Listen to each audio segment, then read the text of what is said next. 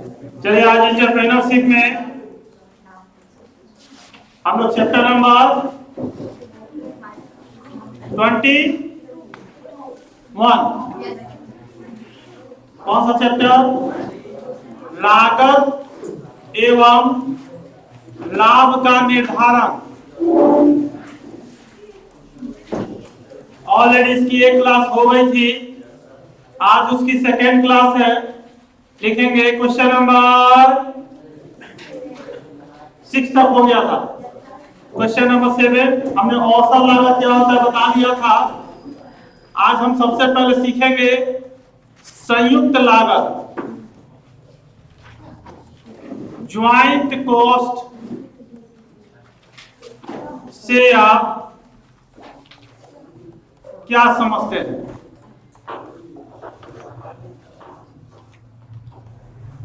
क्या समझते हैं? संयुक्त लागत से आप क्या समझते हैं?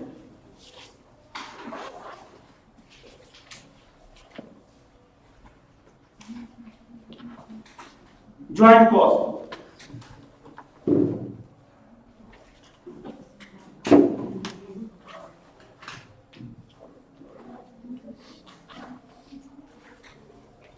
देखिए, कभी कभी एक ही फैक्ट्री में एक से ज्यादा प्रकार की पदार्थें बनाई जाती है।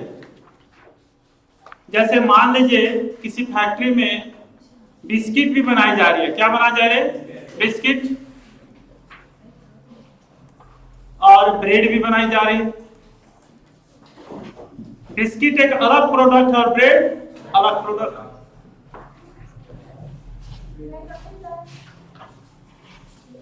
अब बिस्किट बनाने में कुछ खर्चे ऐसे होते हैं जो बिस्किट बनाने के लिए अलग लगते हैं और ब्रेड बनाने के लिए अलग लगते हैं। उसको बोलते हैं पृथक लागत। क्या बोलते हैं? पृथक लागत। लेकिन मान लीजिए ऐसा मशीन है जिससे दोनों चीजें बन जाती है, तो उस मशीन की लागत को क्या बोलेंगे? संयुक्त लागत। फिर से समझिए, कुछ ऐसे खर्चे हैं जो दोनों में अलग अलग करने पड़ते हैं। बिस्किट के लिए अलग और ब्रेड के लिए अलग। लेकिन कुछ ऐसे खर्चे हैं जो दोनों के लिए एक साथ हो जाता है। जैसे मान लीजिए ऐसी मशीन है इसमें आटा मिलाई जाता है, मिक्सिंग मशीन, चाहे वो बिस्किट के लिए या ब्रेड, दोनों चीज के लिए यूज होता है। तो उस लागत को क्या बोलेंगे? संयुक्त लागत। किनको किनको चीजें समझ में आए? देखिए, ऐसे जैसे मान लीजिए आप कोई छोटा सा उदाहरण देते हैं। एक हलवाई सब्जी बनाता है, पूरी तलता है, दोनों के लिए कढ़ाई वही होता है। कढ़ाई तो वही होता है ना, उसी में सब्जी भी बना लेता है और उसी में फिर पूरी भी तल लेता है। बोलिए सही कि गलत? तो वो कढ़ाई की लागत क्या हो गई? संयुक्त लागत। हाँ, लेकिन सब्जी के लिए जो वेजिटेबल डालता है वो पृथक लागत हो गया, क्योंकि वो पूरी में नहीं आए। पूरी के लिए आटा जो होता है वो क्या हो गया? पृथक लागत। समझ में आ रहा है कि नहीं? एक से ज्यादा उत्पाद बनाने के लिए कुछ ऐसे खर्चे होते हैं जो हर उत्पाद के लिए अलग अलग करना पड़ता है, लेकिन कुछ ऐसे खर्चे होते हैं जो दोनों उत्पाद के लिए एक साथ करना पड़ता है। उसी को हम क्या बोलते हैं? संयुक्त। किनको किनको चीजें समझ में आए? तो सर एक ही मशीन से एक से ज्यादा चीजें भी बन जाती है क्या? अरे छोटा सा उदाहरण, आपके घर में कढ़ाई है कि नहीं? किनको किनको चीजें समझ में आए? चलिए लिखेंगे आंसर।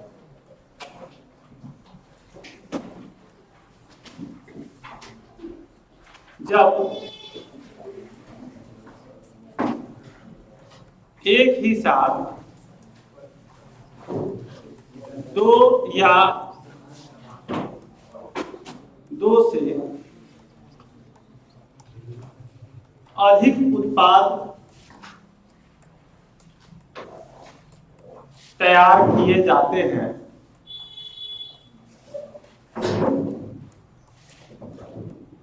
तो कुछ खर्च तो प्रत्येक उत्पाद जैसे ब्रेड बिस्किट के लिए अलग अलग होते हैं। होते हैं जिन्हें पृथक लागत, कौन सा लागत? हाँ, सेपरेट कॉस्ट कहा जाता है।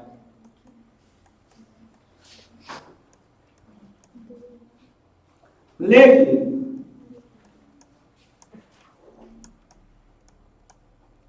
कुछ लागतें सभी उत्पाद के लिए सामान्य का मतलब कॉमन, सबके लिए वही होती है। ये सामान्य लागत संयुक्त लागत कहलाती है। ये सामान्य लागत संयुक्त लागत कहलाती है। कढ़ाई वाला एग्जाम्पल याद आया ना? ये सामान्य लागत संयुक्त लागत कहलाती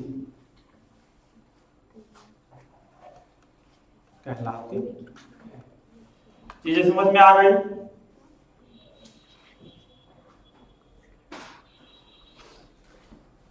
बड़ा इंटरेस्टिंग चीजें है जो किसी उत्पादन करने वाले फैक्ट्री से संबंधित है।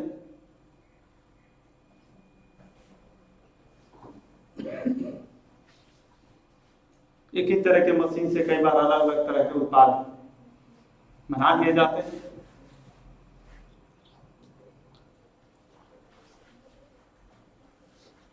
अगर इजाजत हो तो मैं नेक्स्ट पेज करूं?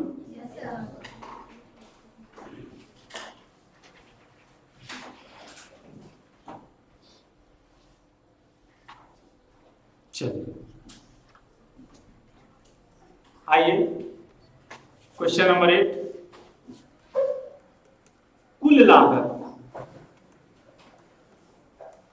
कुल लागत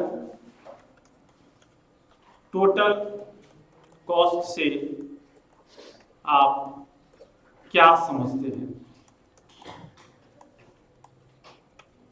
जितने तरह के लागत होते हैं, जैसे क्लास पढ़ा था आपने, prime cost, factory cost, overhead cost, सारी को जोड़ दीजिए तो क्या निकल कर आ जाएगा? कुल लागत आ जाएगा। वस्तु के उत्पादन में आरंभ से अंत तक बेचने में जो भी खर्च आता है उसे वस्तु की कुल लागत, ये तो बड़ा सिंपल है, नाम से भी समझ में आ रहा है। कुल लागत टोटल कॉस्ट कहा जाता है। मटेरियल का कॉस्ट, लेबर का कॉस्ट, फैक्ट्री का कॉस्ट, सेलिंग एक्सपेंसेस का कॉस्ट, सारा जोड़ दीजिए। हाँ, इससे जब ऊपर में बेचेंगे तो वही हो जाएगा आपका क्या? लाभ, प्रॉफिट। इसीलिए इस चैप्टर का नाम पड़ा लागत एवं लाभ का निर्धारण।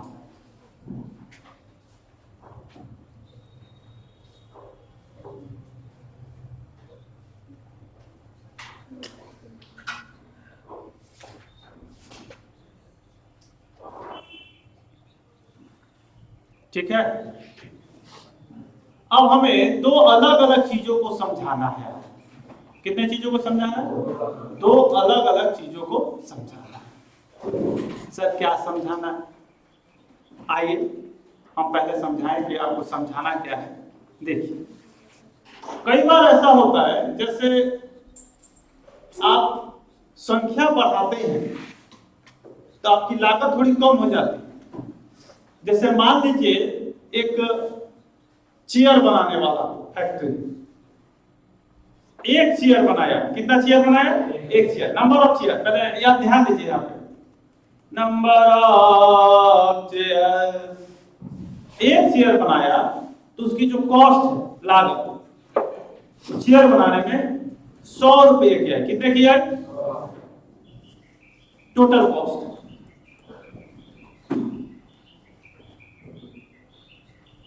उसने 2 चेयर बनाया तो उसकी टोटल कॉस्ट कितनी आएगी? गलत। उत्पादन का सिद्धांत कहता है कि अगर आप नंबर ऑफ यूनिट बढ़ाएंगे तो आपकी कॉस्ट थोड़ी कम हो जाएगी। जैसे आप मूर्ति बनाने वाले से पूछिए, एक मूर्ति बनाएगा तो बहुत महंगा कॉस्ट लग जाएगा, लेकिन अगर वो 10 मूर्ति बनाएगा तो कॉस्ट थोड़ा कम हो जाएगा। अगर एक मूर्ति का 100 रुपया तो 10 मूर्ति का 1000 नहीं, उसकी लागत कुछ घटेगी। 100 मूर्ति बनाएगा तो लागत और कम हो जाएगी। घर में आप एक समोसा बना के देखिए कितना लागत होता है। 2 बनाइएगा तो 190 हो जाएगा। मैं उदाहरण से समझा रहा हूं, 200 नहीं होगा। जितना आप संख्या बढ़ाइएगा तो टोटल कॉस्ट उसी अनुपात में नहीं बढ़ेगा। जैसे 3 बनाइए, टोटल कॉस्ट 250 हो जाएगा। 100 गुने 3, 300 नहीं होगा। इसीलिए बड़ी बड़ी कंपनियों को लाभ ज्यादा होगा। किनको ये बात समझ में आ रही है? क्योंकि बहुत सारे कॉमन कॉस्ट होते हैं, फिर से नहीं लगते, वेस्टेज कम हो जाता है। अब यहां हमें 2 चीजें सीखना है। जैसे 4 बनाइए, टोटल कॉस्ट 300। वैसे नॉर्मल बच्चा बोलेगा 1 का 100, तो ऐसे नहीं होता उत्पादन में। ये बात किनको समझ में आ रही? इसीलिए देखिएगा कि जहां ज्यादा संख्या में उत्पादन होता है उसको लाभ ज्यादा मिलता है। हाँ, बेचने का, अगर बेचने का प्राइस है 120 तो 120 रुपए में बेचेगा वो सब। अब बात आती है औसत लागत की। किसकी? Average cost. अगर औसत लागत निकाले तो औसत लागत क्या होता है? Total cost divided by number of unit. 100/1 कितना? 100। 190/2। 190 2 का है, डिवाइडेड बाय 2, तो 1 का कितना? 95 है ना? 250/3। 250/3 कितना आएगा? क्या मतलब? Good morning. सारे बैठे कैलकुलेट करके बताओ ना।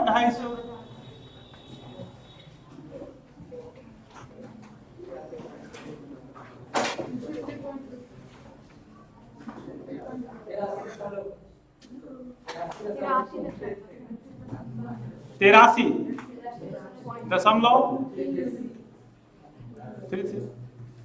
ये 300 में 4 यूनिट, 300 में 4 शेयर, तो एवरेज कॉस्ट क्या हो जाएगा? 75। किनको एवरेज कॉस्ट समझ में आया? वही मैं समझा रहा था। औसत लागत। अब एक होता है सीमांत लागत। सर सीमांत लागत क्या है?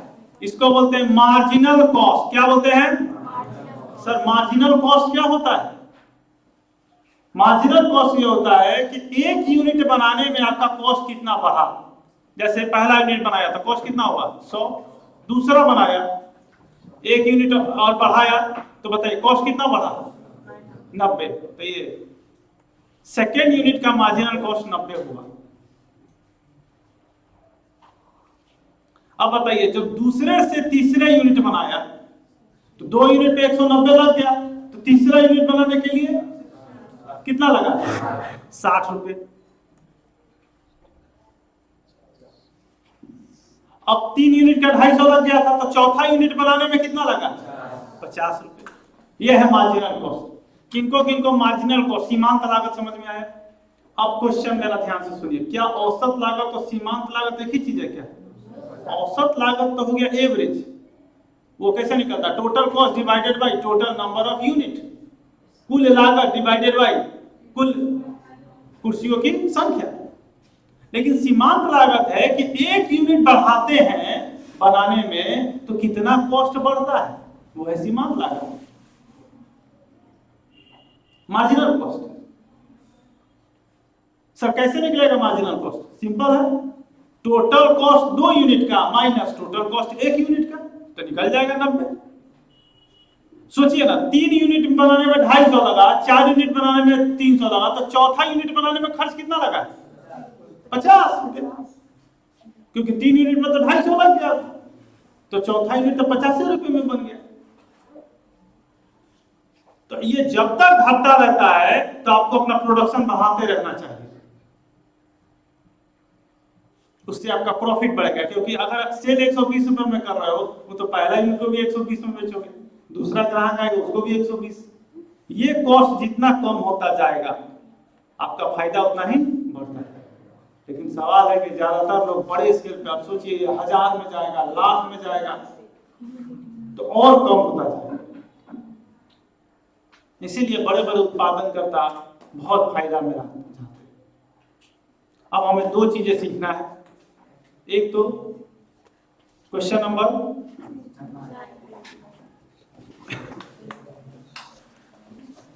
औसत लागत,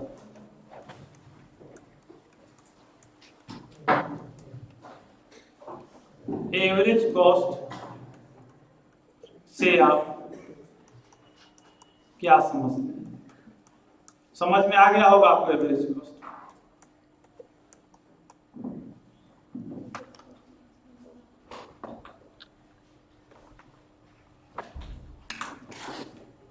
एवरेज कॉस्ट से आप क्या समझते हैं?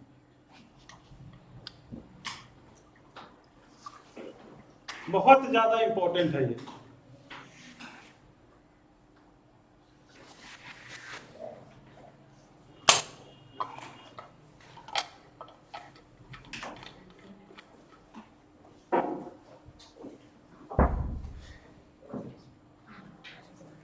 उत्पादन करते वक्त जितना संख्या बढ़ाएंगे उतना ही आप फायदा में रहेंगे।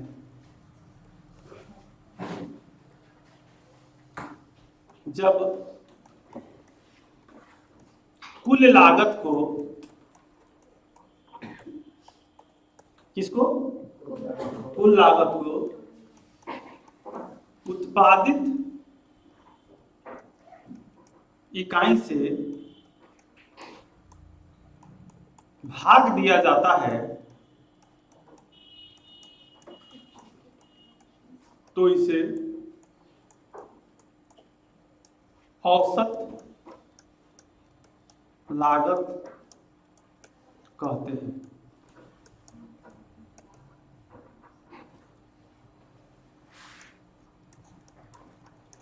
औसत लागत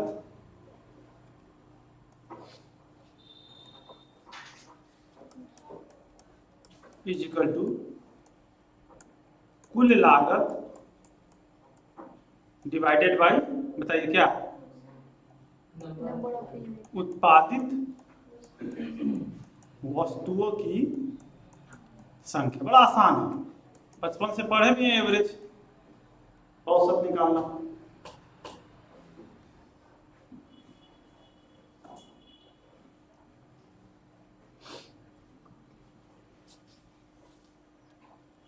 औसत लागत और सीमांत लागत अलग अलग चीज होता है।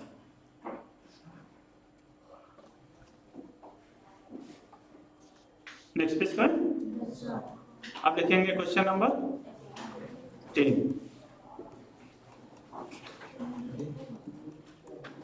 सीमांत लागत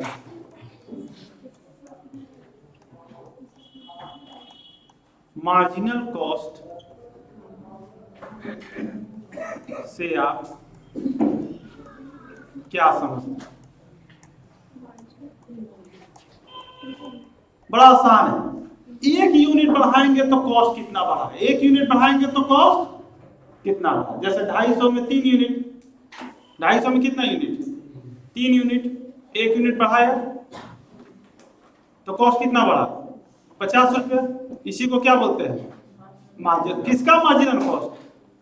चौथे यूनिट का मार्जिन। मार्जिनल कॉस्ट पूछने के लिए बताना होगा आपको किस यूनिट का मार्जिनल कॉस्ट जानना चाहते हो। सर तीसरे का बताइए, तो तीसरे का मार्जिनल कॉस्ट कितना होगा? 190 से 250 होगा, कितना? 60। बहुत अच्छा, वेरी गुड। लिखेंगे आंसर। उत्पादन की मात्रा में एक इकाई की वृद्धि करने पर कुल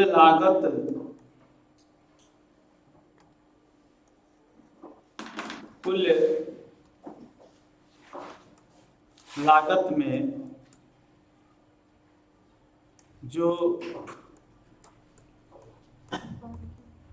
परिवर्तन आता है उसे क्या सीमांत लागत, मार्जिनल कॉस्ट कहते हैं। इसे वृद्धिगत लागत भी कहा जाता है। कौन सा लागत? वृद्धिगत, इंक्रीमेंटल कॉस्ट, वृद्धिगत लागत भी कहा जाता है।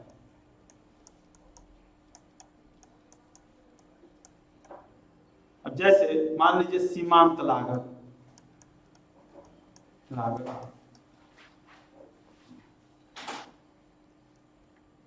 थर्ड यूनिट का, किस यूनिट का? थर्ड यूनिट का निकालना है। तो कैसे निकालेंगे? Total cost of second unit minus total cost of क्या? फर्स्ट यूनिट ना।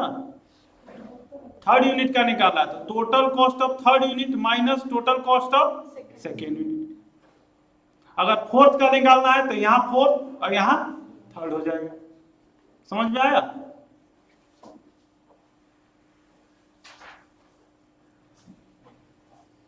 देखिए ना, टोटल कॉस्ट थर्ड यूनिट का निकालना है तो 3 यूनिट का टोटल कॉस्ट कितना था? 250 माइनस 190 है ना। 250 माइनस 190 निकला कि नहीं निकला? निकला ना। किनको किनको चीजें समझ में आई? तो इसको ऐसे भी कर सकते हैं कि अगर थर्ड के जगह हम लिखते हैं एन यूनिट, किसका? हाँ, एन यूनिट का। तो एन यूनिट का निकालना है तो यहां पे एन यूनिट, एन का मान यहां लिख दीजिए एन, और यहां पे क्या लिखेगा? Very good, N minus 1। नहीं समझे? माने एन का संख्या, अगर एन का संख्या 4 दिया है तो यहाँ 4 आएगा, तो यहाँ भी 4 आएगा, तो यहाँ क्या आएगा? 3। 4 माइनस 1। अगर एन इज इक्वल टू 4 है यानी टोटल कॉस्ट चौथे का निकालिए। एन का मान कितना है? 4 का चौथे यूनिट का निकालिए, तो निकालिए तो चौथे यूनिट का। हम फार्मूला क्या बताएं? Marginal cost is equal to क्या? Total cost N minus total cost N minus 1। N संख्या है, अब मान लीजिए हम बोल रहे चौथे का निकालिए, तो मार्जिनल कॉस्ट चौथे का कितना होगा? टोटल कॉस्ट चौथे का माइनस टोटल कॉस्ट 4 माइनस 1 यानी किसका? तीसरे का। टोटल कॉस्ट चौथे का निकालिए, 300 माइनस 250 कितना? बोलिए किनको किनको समझ में आया? मैं जल्दी जल्दी चल रहा हूं, किनको किनको समझ में आ रहा है? जैसे टोटल कॉस्ट 5वें का निकालना है, मार्जिनल कॉस्ट 5वें का निकालना है, तो कैसे निकालेंगे? टोटल कॉस्ट 5 यूनिट का माइनस टोटल कॉस्ट 4 यूनिट का, तो उसी 5 को बोलते हैं एन। तो marginal cost N is equal to total cost N minus total cost N minus 1। Formula हो जाता है। होता यही है, जिसका निकालना है उसका टोटल कॉस्ट माइनस उसके पिछले वाले का टोटल कॉस्ट घटा दीजिए। अब बताइए क्या एवरेज कॉस्ट यानी औसत लागत एवं मार्जिनल कॉस्ट सीमांत लागत एक ही चीज है, अलग अलग? क्लियर, समझ में आ गया? इजाजत हो तो आगे से? जी हाँ चले। जी सरकार आ जाइए। क्वेश्चन नंबर 11 पहले समझ लीजिए तब हम बता देंगे। देखिए, मान लीजिए आप एक फैक्ट्री खोलते हैं, ये है गंगू भाई। कौन सा भाई? गंगू भाई।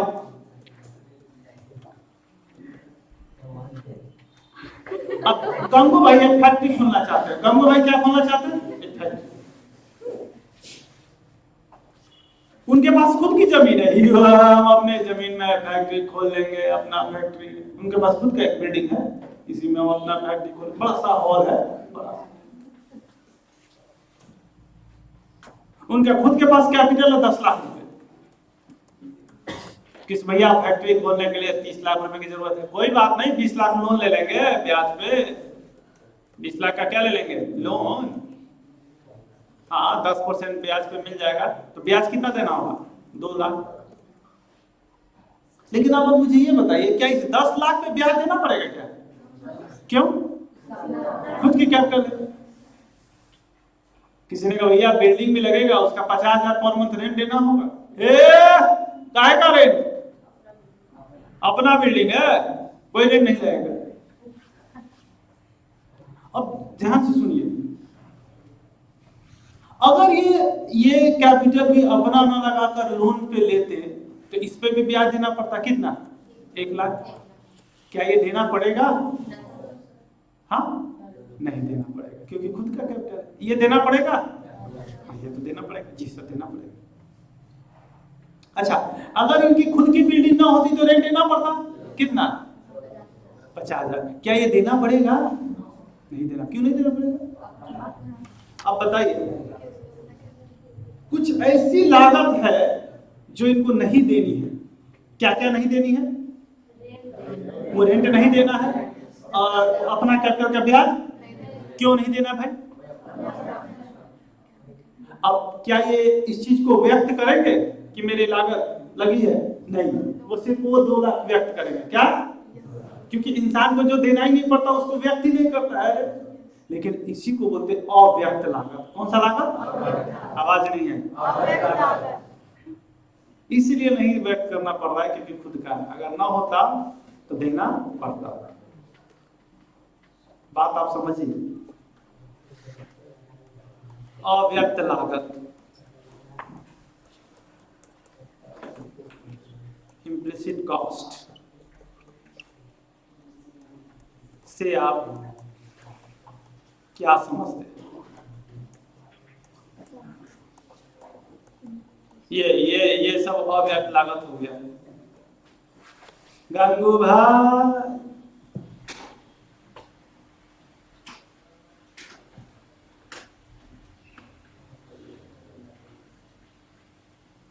लिखेंगे आंसर, शुरू करेंगे।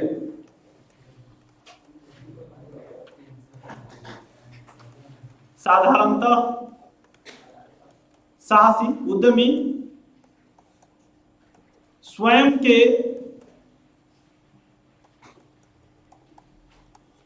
स्वामित्व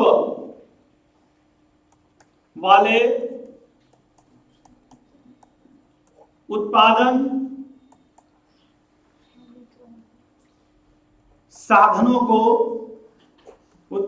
साधनों की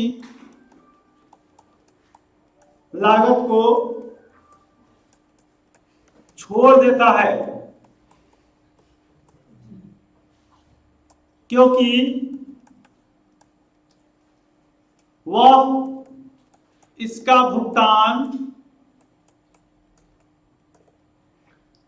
नहीं करता। किसी को करता है?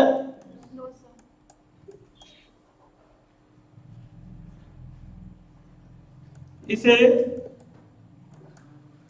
अव्यक्त लागत कहते हैं।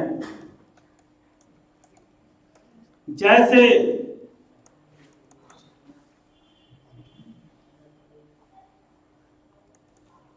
स्वयं की भूमि एवं भवन का किराया देगा तो है नहीं, स्वयं अपनी पूंजी का ब्याज खुद की सैलरी, वो खुद प्रबंधक का काम करता है तो उसका खुद का क्या वेतन, खुद ही अपने आप को थोड़ी वेतन देगा वो, लेकिन किसी और से करवाता तो वेतन देना पड़ता। ये ऐसी लागत होती है जो किसी को देनी नहीं होती। अच्छी बात है आपके लिए।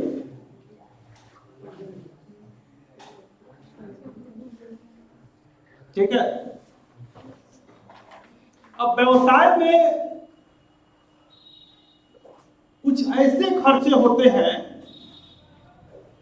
जो एक बार कर दिए तो कभी वापस नहीं आ सकता। जैसे कच्चा माल खरीदे तो उससे आप वस्तु बनाएंगे तो बेच लेंगे, पैसा वापस आ जाएगा।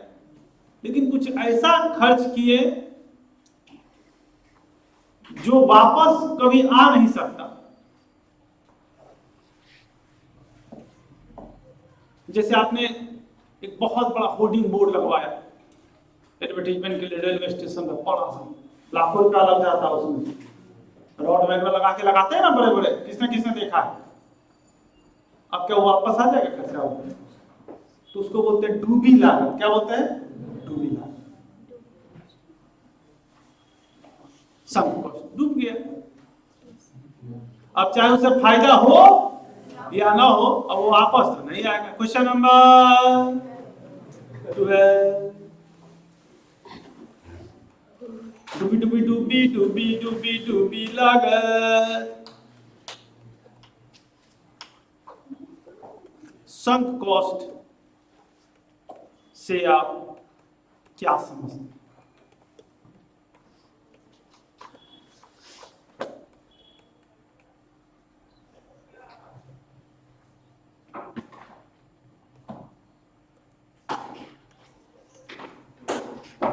ऐसा खर्च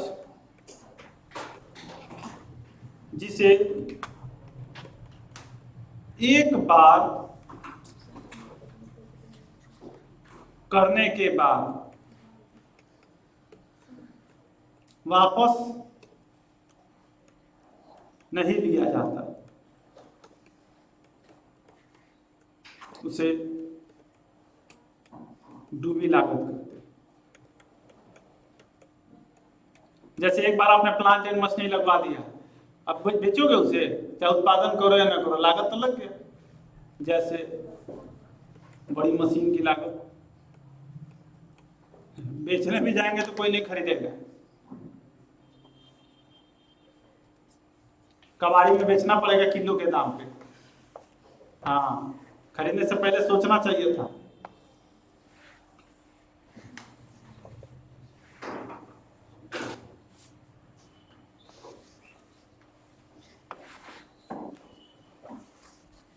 कभी कभी खर्च करने से पहले 3-4 बार सोच लेना चाहिए।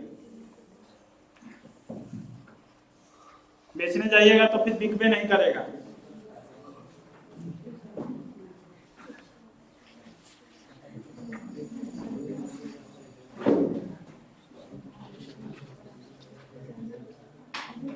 अब मान लीजिए फैक्ट्री चल रही है, सब ठीक ठाक चल रहा है, मशीन एकदम से रुक गया, फंस गया कोई सामान उसमें, पता तो था नहीं आपको। अब तुरंत किसी न किसी इंजीनियर को, मैकेनिक को बना के बुलाकर मशीन ठीक करवाना होगा कि आराम करिएगा? उत्पादन ही रुक गया पूरा। कभी कभी कुछ ऐसी चीजें आ जाती है कि तुरंत करना पड़ता है। ऐसा नहीं है कि उसको हम फिर एक दिन बात करेंगे, सारा चीज को उठा फुकर करके रोक देता है। उसी को बोलते हैं तुरंत लागत। कौन से लागत? Urgent cost. कौन सा कॉस्ट?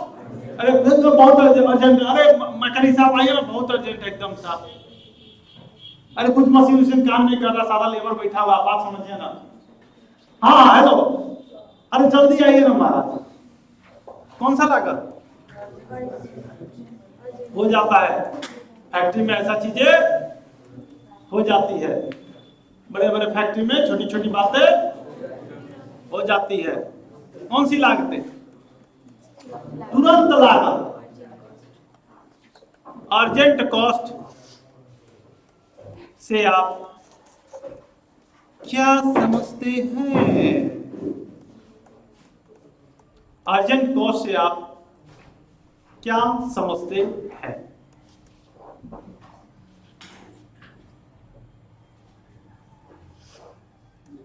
वैसे खर्च जिसे अभी करना अनिवार्य है,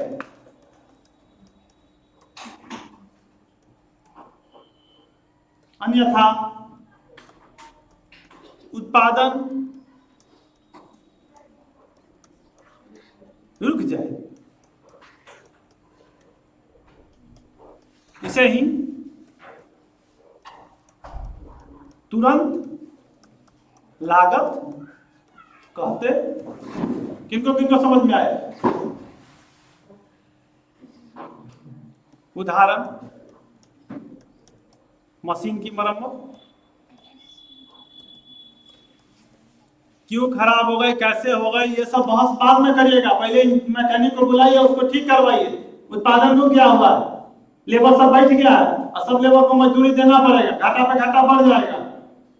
बात समझ नहीं रहे हैं, अब बहस करने में लगे हुए कि मशीन खराब कैसे हुआ। बाद में बहस कर लीजिएगा। समझ है ही नहीं, कहां कहां से चले आते हैं लोग।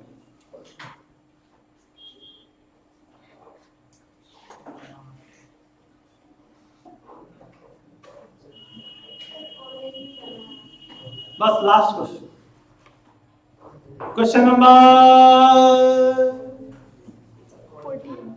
14। संचालन लाभ, ऑपरेटिंग प्रॉफिट से आप क्या समझते हैं?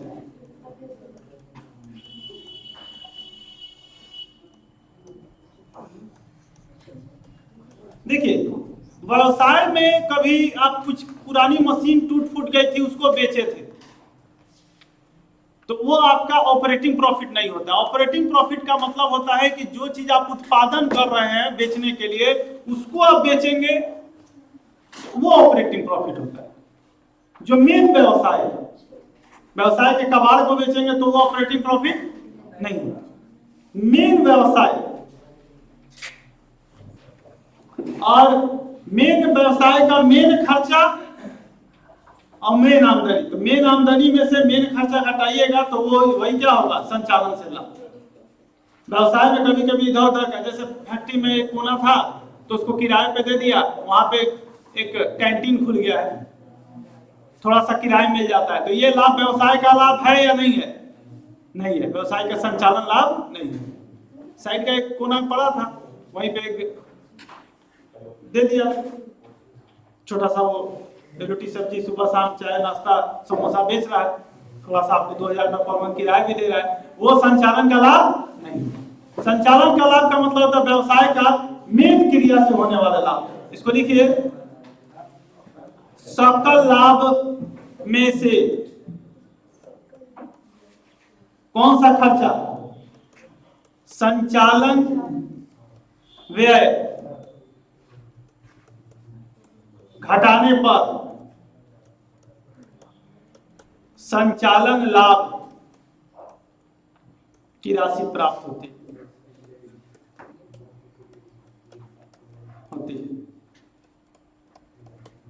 लिख लीजिए, ऑपरेटिंग प्रॉफिट, सबसे पहले ग्रॉस प्रॉफिट निकाल लीजिए। क्या निकाल लीजिए? और उसमें व्यवसाय का खर्चा लेस करिए, ऑपरेटिंग एक्सपेंस से। ऑपरेटिंग एक्सपेंस से लेस करिए, आपका ऑपरेटिंग प्रॉफिट निकल जाएगा। इधर उधर के खर्चे और इधर उधर की आमदनी को छोड़ दीजिए, उसको नॉन ऑपरेटिंग इनकम और नॉन ऑपरेटिंग खर्च बोलते हैं।